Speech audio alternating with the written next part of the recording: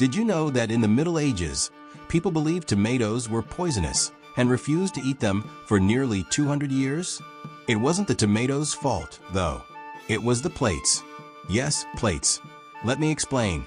When tomatoes were first brought to Europe from the Americas in the 16th century, people didn't quite know what to do with them. They looked flashy, bright red, soft, and slightly shiny, but also strange. Some thought they were decorative. Others thought they were suspicious. And a few brave nobles decided to eat them. And that's when the problem began. Loving this story? Don't forget to support Global Gems. Leave a like, subscribe, and turn on the notification bell to discover more mind-blowing facts. Let me know in the comments what you think.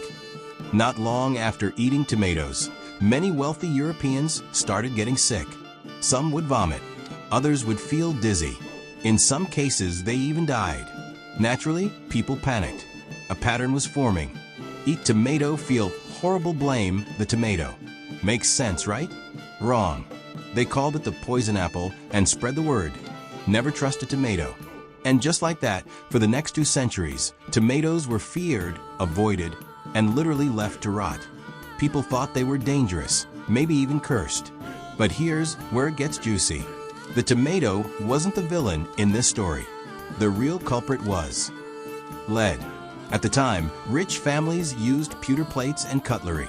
Pewter is a silvery-looking metal alloy, but back then, it contained a lot of lead. Now, tomatoes are naturally acidic, and when you place acidic foods on pewter plates, a chemical reaction occurs. The acid pulls the lead into the food. So every time someone ate a tomato salad off a fancy pewter plate, they were actually eating a side of lead poisoning.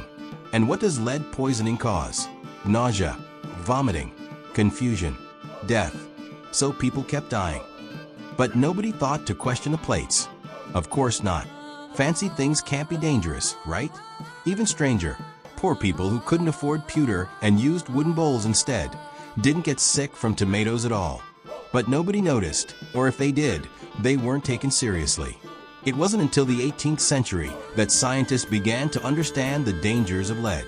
As knowledge grew, the tomato was finally exonerated.